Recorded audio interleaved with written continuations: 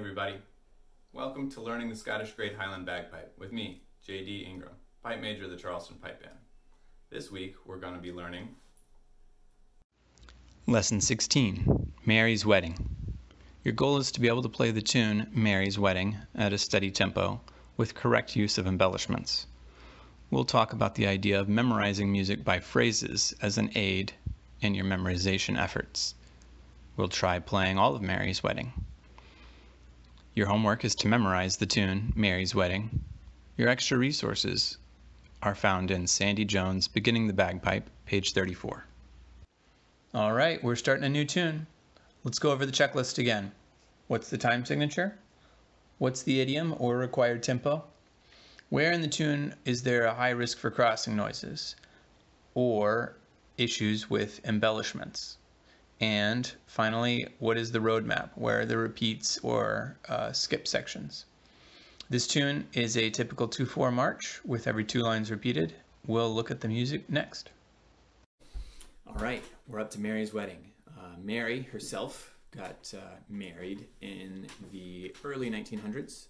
She was, I want to say, from the island of Islay off the coast of Scotland. And I want to say her last name was McNiven, Mairi McNiven from Islay. This tune was written for her as a gift for her wedding by a popular pipe major at the time and became a really popular folk tune in Scotland for a number of years. There's all sorts of versions of it floating around out there. I would highly recommend you check some out. There's some really fun ones. They may or may not help you learn the tune, but they are fun music. Talking through our music checklist. So what is the time signature of this tune? This is another 2/4 march as we're going to play it. There's versions of out there that are not 2/4 marches, but this one is a 2/4 march. So remember, 2/4 marches are 2 quarter notes per bar, 2 bars per musical idea or phrase, 2 phrases per line, 2 lines per part, and this tune again has 2 parts. So we're doubling up again. And we have the checklist where our, what is the idiom or required tempo? It's a march, so we're going to march to it, shooting in the short term for at least 60 beats a minute, and in the long term, 70 to 90, targeting somewhere close to 80 beats a minute. Then we'll look through the tune here in a second for spots that have a crossing noise risk, for hard embellishments, and any funky road map repeats or jumps. But we'll do that next. Here's the sheet music for Mairi's Wedding. Go ahead and screen capture this or print it out, and we will go over it next. All right, so we've looked at the music. Let's just go through and clap it and look at the rhythms. Hopefully we're getting good at sight reading rhythms. So first up, clapping. Ready? Go. G, A, burl, B, throw, E, F, E, D, B, D, F, E, F, G, A, burl, B, throw, E, F, E, D, B, G, A, burl. Second part, F, A, G, F, E, D, B, D, F, E, F. The fourth line, F, A, G, F, E, D, B, G, A, burl. And the fifth line, G, A, burl, B, throw, E, F, E, D, B, G, A, burl. So that's the rhythms we're looking for. Cool. We'll talk through the difficult parts next. Here I've highlighted the spots where a strong risk exists for crossing noises. You can see pretty much all of these are hand-to-hand crossings, with the exception of 2, it looks like.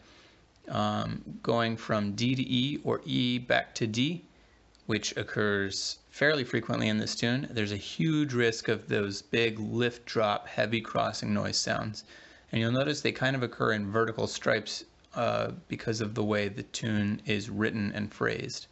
The other spot I've highlighted is the B to D, just because of a small risk of a rolling crossing noise there. All right, So let's talk about crossing noises. We know that crossing noises are the worst. We're not going to do them. You're going to practice until they never, ever, ever happen. The spots where they might try to creep in this tune, there's actually quite a few. So looking through, the first opportunity is in bar 2. After we've played a D throw, we go D to E. That's just, hand-to-hand crossings are just a minefield. So watch out for that. We go. Make sure you lead with that ring finger just ever so slightly, but not so much that we're doing the false finger type of crossing noise. If you find yourself making a crossing noise there, control it. Try the exercise where you go and then slower and then smaller and then gone. Not too long after that, bar 3, we see an E doubling back to D. Hand-to-hand crossings, this time going from top hand to bottom hand. You want to lead ever so slightly with the bottom hand. As opposed to, watch out for that. Sometimes I'll see people manage to make a crossing noise from D to B because I don't know why their ring finger's going down, but they're slow getting that pinky up. So watch out for that a little bit. But going from bar 3 into bar 4, hand-to-hand crossing again. This time we have the grace of a grace note to cover up that for us. So if you're using a grace note properly as a bridge, that should cover up any opportunity for crossing noises. Right, that would have been a crossing noise. If you didn't use the grace note properly as a bridge from one note to the next. Looking down a line, you've got all the same opportunities. So the D throw and bar 2, hand-to-hand crossing to E. And then maybe possibly, definitely from E doubling to D, and then maybe possibly from D to B doubling in bar 3. Looking on at the third line, we don't have as many opportunities here. Bar 3 is identical all the way up and down the page, or the first beat of bar 3 rather. So you've got that E doubling followed by a D. And you can practice the control exercise again.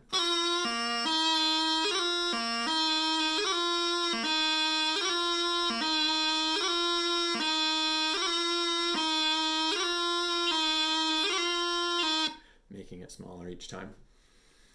And line 4, same opportunity. It's all basically in bar 3. And line 5, the same opportunities as line 2. It's identical to line 2. You've got the D throw to E, the E doubling to D, possibly the D down to B doubling, and that's it for crossing noises. So drill those spots, make sure they're clean. Crossing noises are the worst. All right, guys. Next we'll talk about hard embellishments. Here I've starred all the spots to watch out for. There's a lot, but they fall into only a couple categories. So we've got the red stars, which are everywhere you have a burl. Remember to work on good clean burls with a good separation of your 2 pinky taps. We've got blue stars that indicate D throws. All of the D throws come after a short B, so that's something else to watch out for. We've got the green stars that highlight the grips or limb Lewis. All of the grips in this tune are from high A to high A. And then the gold stars with varying shades are all doublings. Gold stars with a gold inside is just a regular doubling. Gold stars with the red inside is a F doubling with a thumb grace note to start it out. That's something to watch out for. And then the gold stars with the green inside are a B doubling followed by an E grace note to low G. Remember, that is the Tarragon idiomatic section that we talked about earlier. Try them out. All right, so we learned the burl just recently, and this is our opportunity to put it into practice. We've got burls in bar 1 of the whole tune, and the ending phrase, the last bar of line 2, and also the last bar of lines 4 and 5. And so the spots where it happens are this opening phrase. Just practice that. And it's the same right below it. And then in the ending phrase, one spot you will find is that ending phrase where you've got an A, that's a quarter note, and then a burl. People will try to play it like you did in bar 1. We'll try to play that first A kind of too short, like it's an eighth note, and we'll get that burl way up in front of the beat. The burl is expressed the same as a double shake. That first grace note, that first pinky swipe, happens on the beat. So if I'm tapping it out,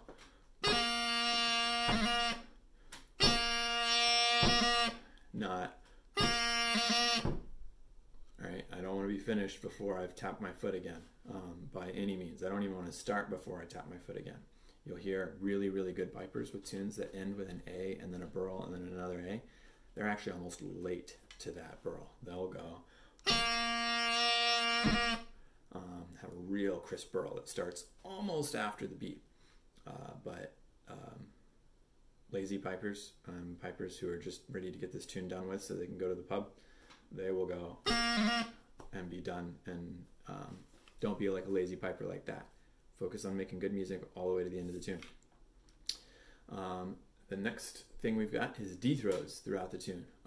There's a D throw that starts bar 2, and it comes off of a short B, so make sure that's grace note fusion opportunity there. Short B into the D throw. And D throws elsewhere in the tune, you've got exactly the same thing below it, and exactly the same thing in line 5. So that's 3. You can see it's vertically down the page in the same spot. Then we've got a lot of doublings that happen mostly in bars 3 and 4.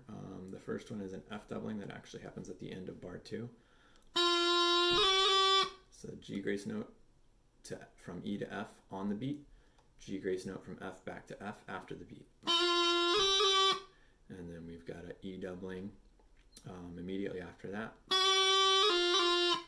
G grace note, and you can play it as a real G, actually in this case, because you're opening up and then closing. You don't have to get that middle finger down to play a one-finger G grace note. G grace note on the beat, F grace note after the beat. And we've got the D and a B, D to B doubling right after that.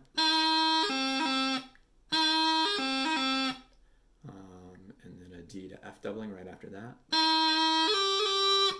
And then an E to F doubling right after that.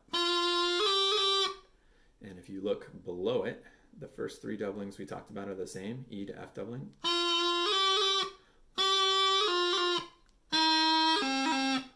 And that B doubling right there we just finished on is actually part of a terragon.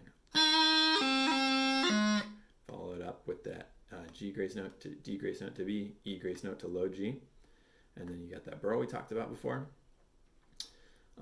Second part starts in line 3. We've got high A, F, A, and then a grip to high A. So grips we learned just a little bit ago.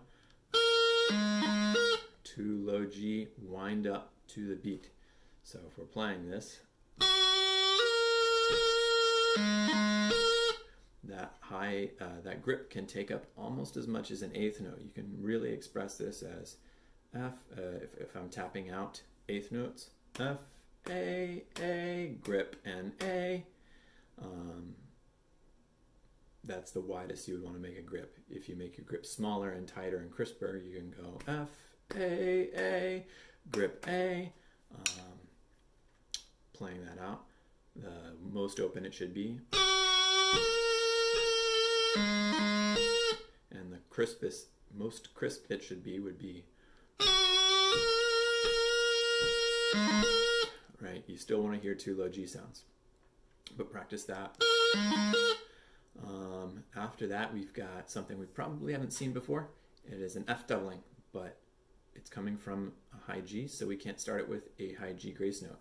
Rather than play an F half doubling, we've made it a full doubling by replacing the G grace note with a thumb high A grace note.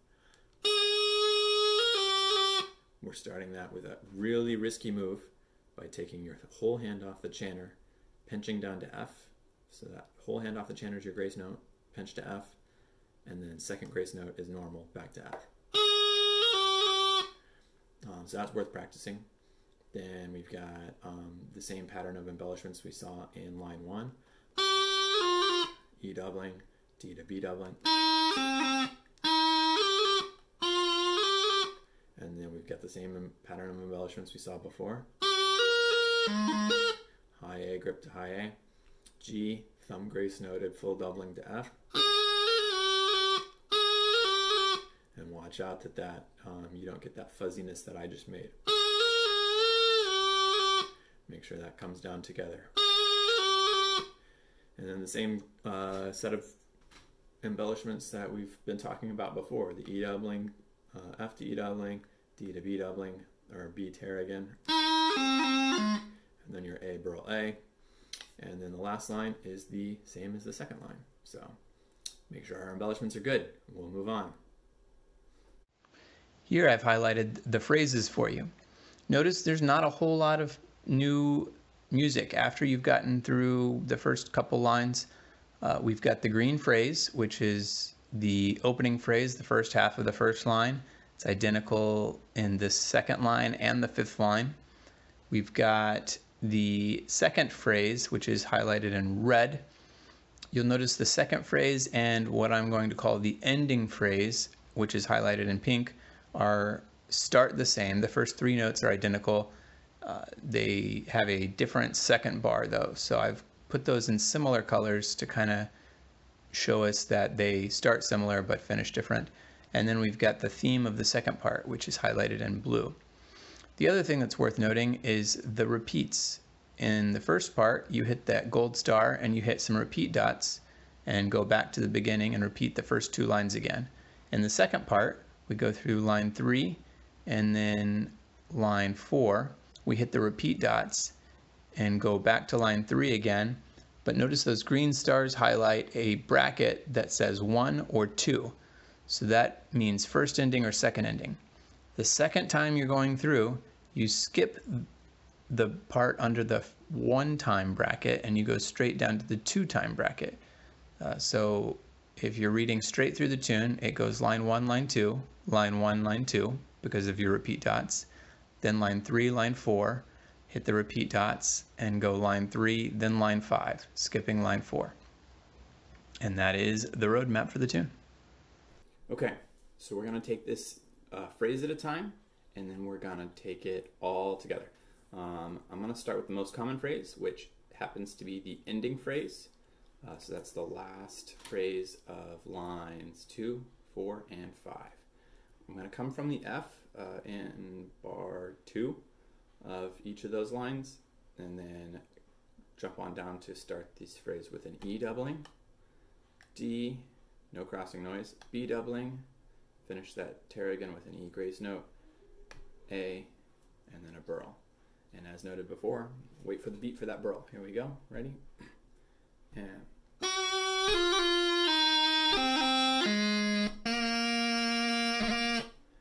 don't overblow your reed like I did. One more time. Ready? Play.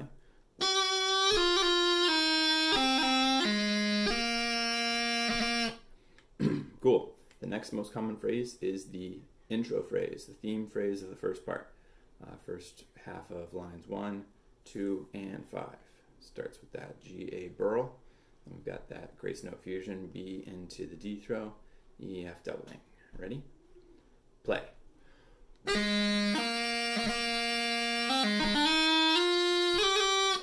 And right now I'm still keeping a nice open D throw. In the long run, that could be something like,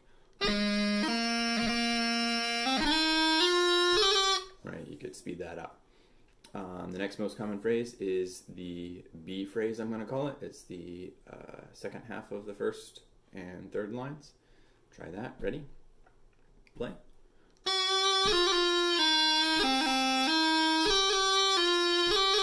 And I started with that F before the E doubling, just like in the ending phrase. It starts the same as the ending phrase. Let's try it again. Ready? Play.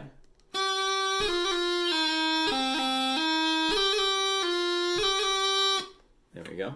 And then the last phrase is the theme phrase of the second part. So that's F, A, A, grip A, G, fancy F doubling. Try it again. Here, try it out. Here we go. Ready? Play.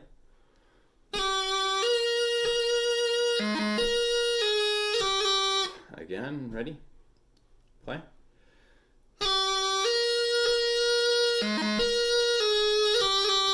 There we go. So the whole tune, I'm going to play it nice and slow, straight through as written. So I'll play the first line, second line, I hit those repeat dots, so I play the first line and the second line again. Third line, fourth line, notice that's the first ending. Hit the repeat dots, third line again, and then skip the first ending down to the fifth line for the second ending. All the way through. Ready? Here we go. Ready? Play.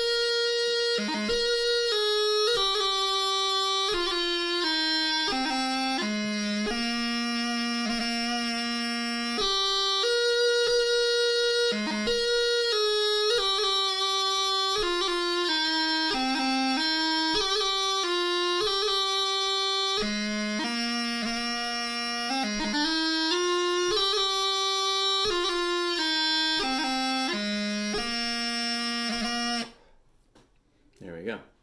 And I had one little flub on that second to last burl there, my ring got in the way, but otherwise that's pretty much how it should sound at a nice steady slow pace. Hopefully you get to that point within a week or two of practicing at the latest. In the long run, up to speed, it's going to sound something like this. I'll just play the first time through each part, so lines 1, 2, 3, 4 in that order. Should sound like this.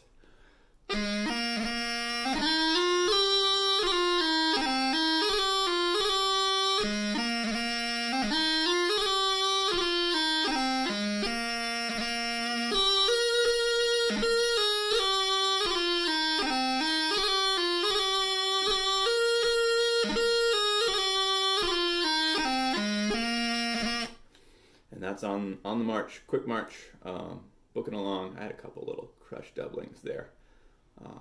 But in a band situation when you're coming along, a slightly flubbed doubling, as long as it's the right time and the right notes, not replacing a doubling with a shake or something like that, and it's at the right time, so it's not before the beat or it's not too late, it's going to blend with the band pretty well.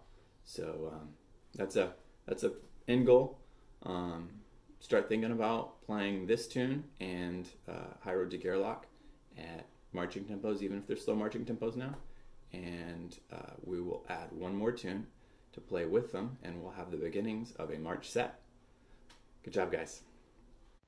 Thanks for watching again this week, guys. Some final thoughts for you. Keep just trying to put all of the things you've learned together.